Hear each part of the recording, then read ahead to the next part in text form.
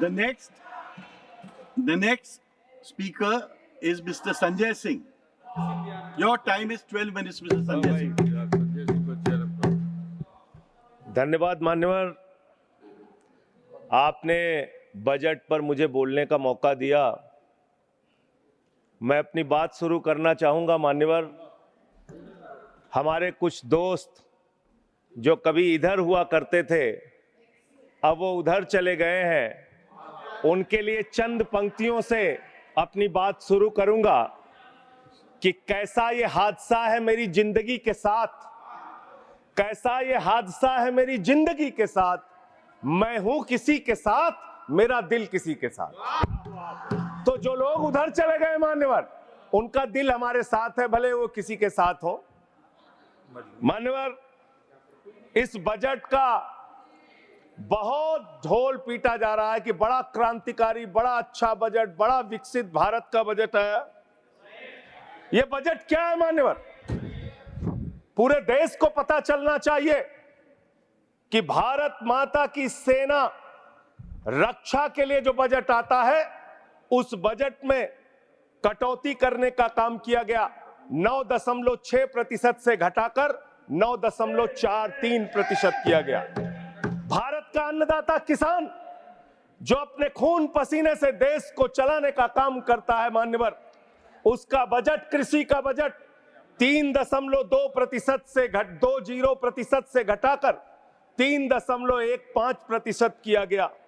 स्वास्थ्य का बजट, हिंदुस्तान 144 करोड़ लोगों का देश है मान्यवर, लेकिन बड़े अफसोस के साथ कहना पड़ रहा है कि स्वास्थ्य का बजट 1.97% से घटाकर 1.85% किया गया। ट्रांसपोर्ट का बजट 11.48% से घटाकर 11.28% किया गया। पेंशन, जहां एक तरफ पुरानी पेंशन की बहाली की मांग हो रही है, लाखों कर्मचारी सड़क पर है और मांग करते हैं कि पुरानी पेंशन बहाल किया जाए। इस सरकार ने पेंशन का बजट 5.20% से घटाकर 5.04% करने का काम किया।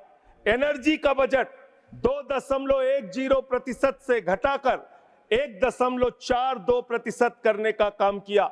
वैज्ञानिक विभाग का बजट 0.7% से घटाकर 0.6% करने का काम किया। फूड सब्सिडी का बजट 4.38% से घटाकर 4.25% करने का काम किया।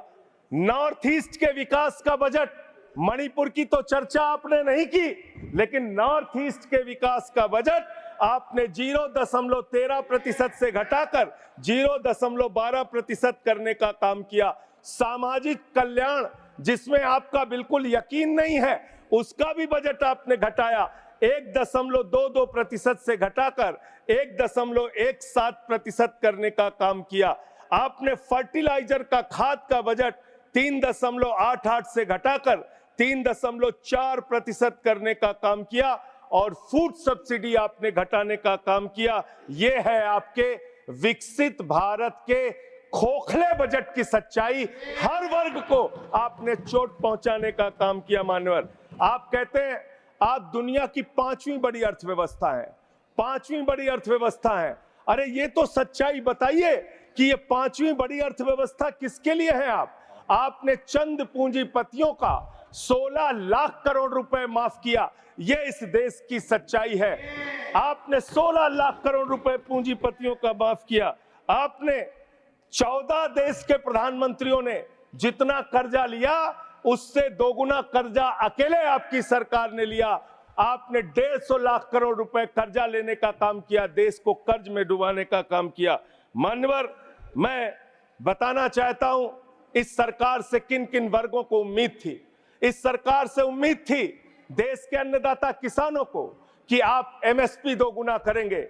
आपने एमएसपी दोगुना नहीं की, आपने किसानों की फूड सब्सिडी का काटने का काम किया, फर्टिलाइजर सब्सिडी काटने का काम किया, कृषि क्षेत्र को देने वाले बजट को खत्म करने का काम किया। बेरोजगारों को उम्मीद थी, 10 साल में आपने कहा था मान्यवर 20 करोड़ नौकरियां देंगे, 20 करोड़ नौकरियां आपने नहीं दी। फिर नौजवानों ने कहा नौकरी दो, नौकरी दो। फिर आपने कहा पकौड़ा तल लो, पकौड़ा तल लो।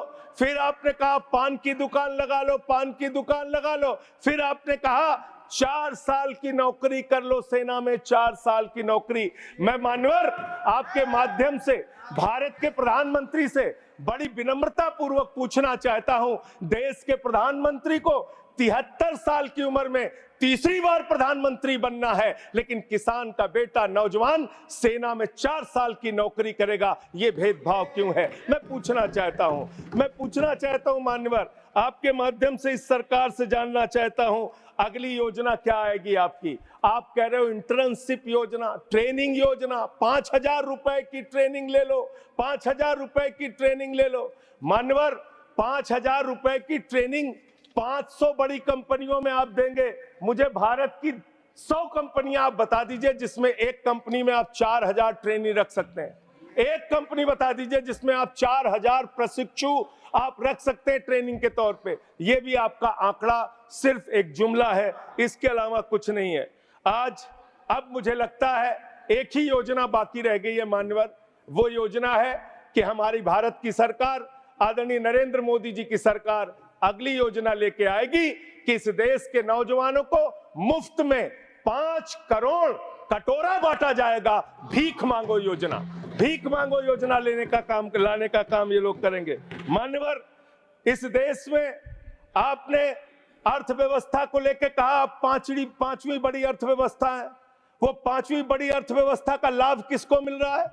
आपके चंद पूंजीपति मित्रों को, जिसका 16 लाख करोड़ रुपए आपने माफ किया, जो हजारों करोड़ लूटकर हिंदुस्तान से चले गए। मान्यवर मैं बड़ी विनम्रता पूर्वक कहना चाहता हूं, मित्रों बड़ी डिलीटेड जी, डिफिकल्टी।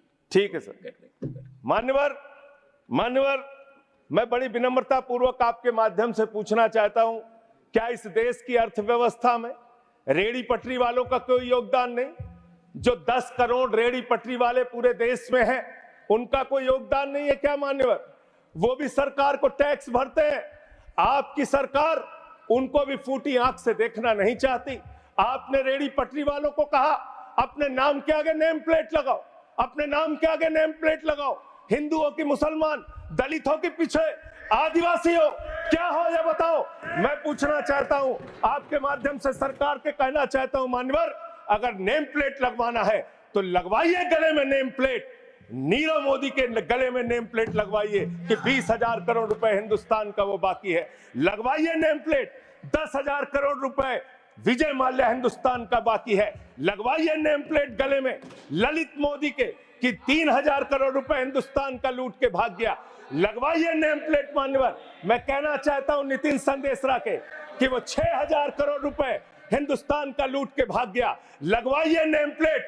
अडानी के कि 2.5 लाख करोड़ रुपए का कर्जा आपने एक आदमी को दे रखा है, लगवाइए नेम प्लेट उन पूंजीपतियों को जिन्होंने हिंदुस्तान की बैंकों को खाली करने का काम किया। मान्यवर एक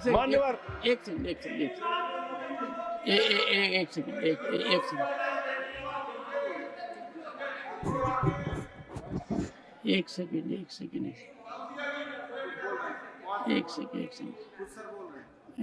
honorable member, and you are a senior person, Sanjay ji, you are a senior person.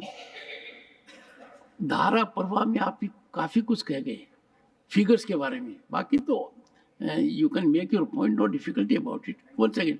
So the figures which you have given, you will have tough time in proving them, because these have been taken in stride. So all that will be deleted, and we will, unless you have real, factually firmed up material, use a name. Make your point. ठीक है sir, ठीक है sir, thank you sir, Make your point. No thank you issue. Sir. मानवर मैं तो ये कहना चाह रहा था आपके माध्यम से कि इस तरह के काम देश के अंदर नहीं होने चाहिए। भारत एक धर्मनिरपेक्ष राष्ट्र है और हम जानते हैं अपनी सामाजिक व्यवस्था में, मैं जानता हूं इनके मन में दर्द होगा मान्यवर, अभी चुनाव हारे हैं ये उत्तर प्रदेश में, तो वहां पर अगर कोई बोर्ड लगाएगा जाटव ढाबा, एक सेकंड, जाटव ढाबा कोई लगाएगा, कोई अपने ढाबे के आगे अगर वाल्मीकि ढाबा लिखेगा तो आप लोग उसके यहाँ खाने नहीं जाओगे। मैं जानता हूं आपकी मानसिकता। आप वो लोग हैं जिन्होंने भारत के तत्कालीन राष्ट्रपति श्री रामनाथ कोविंद जी को प्रभु श्री राम के मंदिर के शिलान्यास में नहीं बुलाया। आप वो लोग हैं जिन्होंने मौजूदा राष्ट्रपति श्रीमती द्रौपदी मुर्मू जी को राम मंदिर के उद्घाटन में नहीं बुलाया। आप दलितों से, पिछड़ों से, आदिवासियों से, अल्पसंख्यकों से, मुसलमानों से नफरत करने का काम करते हैं। ये आपकी सच्चाई है। इसलिए नेम प्लेट मत लगवाइए। नेम प्लेट लगवाना है तो जिन्होंने देश की बैंकों को लूटा है उनका नेम प्लेट लगवाइए। और मान्यवर, मैं आपसे, आपके माध्यम से इस सरकार से कहना चाहता हूं, इनका बजट पड़ रहा था मान्यवर, जेलों को भी इन्होंने कम बजट दिया। अरे जेल का बजट तो बढ़ा दीजिए, 300 करोड़ रुपए जेल का बजट बढ़ा दीजिए। अरे अभी हमको जेल में भेजा है, कल तुमको जेल में आना है, तुम सबको जेल में आना है। जेल का बजट बढ़ा दो, जेलों को ठीक कर दो, अगला नंबर तुम्हारा है, तुम्हें जेल में आना है। इसलिए कम से कम जेलों को तो ठीक कर दो, अगला नंबर तुम्हारा। मैं जेल के बजट पे बोल रहा हूँ मानवर, मैं जेल के बजट पे बोल रहा हूँ। 300 करोड़ दिया, इनको जेल में आना है। वन सेकंड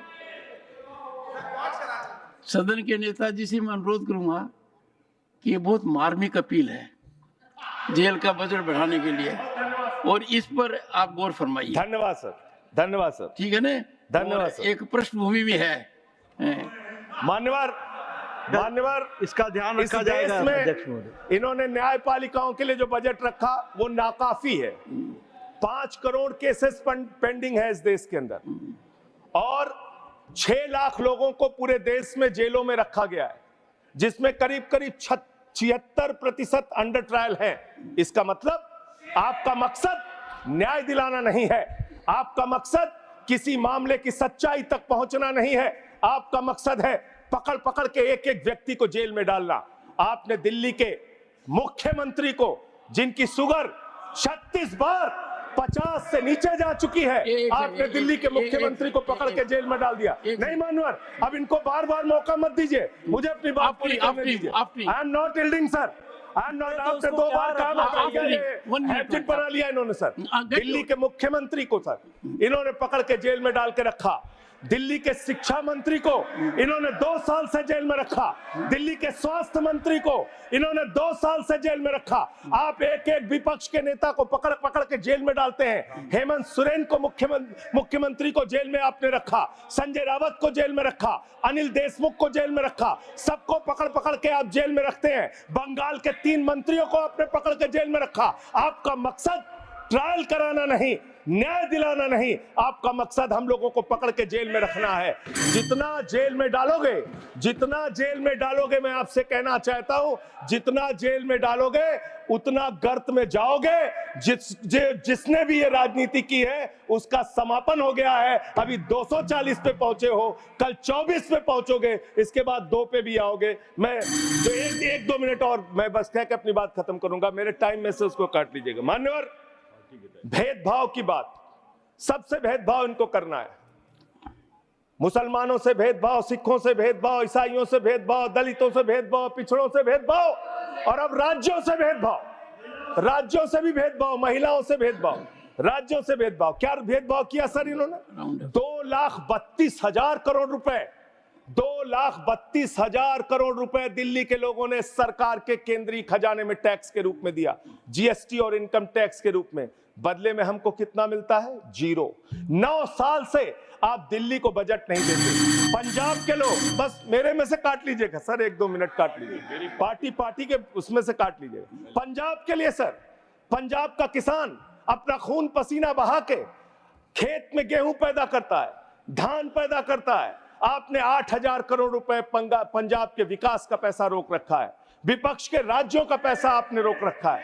ये भेदभाव क्यों कर रहे हैं आप क्यों कर रहे हैं? आप लिखते हैं राज्यों के विकास से देश का विकास है, ये आप राज्यों का विकास कर रहे हैं। एक एक करके टारगेट करके विपक्षी राज्यों के साथ आपने भेदभाव करने का काम किया। और अंत में कोई मुझे कह रहा था सारे बजट कम किए, शिक्षा के बजट को भी आपने कम कर दिया।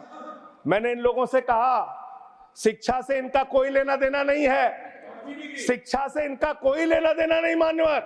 क्यों लेना देना नहीं है? क्योंकि दिल्ली विश्वविद्यालय में मनुस्मृति पढ़ाने जा रहे हैं ये लोग। मनुस्मृति पढ़ाएंगे कि दलितों के, पिछड़ों के, जिनको आप शूद्र कहते हैं, आप शूद्र कहते हैं, अगर वो श्लोक सुन लेंगे तो उनके कान में पारा आप कैसे डालेंगे? ये पढ़ाई आप कराने जा रहे हैं दिल्ली विश्वविद्यालय में। ये पढ़ाई आप कराने जा रहे हैं। इसलिए मान्यवर, मैं आपसे यही कहना चाहता हूं, ये बजट हिंदुस्तान के किसान के खिलाफ है, ये बजट हिंदुस्तान के नौजवान के खिलाफ है, ये बजट हिंदुस्तान के व्यापारियों के खिलाफ है। ये बजट सिर्फ और सिर्फ मोदी जी के मित्रों के लिए बनाया गया है, मित्रों के लिए बनाया गया है, मित्रों के लिए बनाया गया है। The later part will not go on record. हाँ, honorable members. श्रेष्ठ भारत पर खबरों से जुड़े रहने के लिए चैनल को सब्सक्राइब और लाइक करें, बेल आइकन दबाएं और देखते रहें श्रेष्ठ भारत।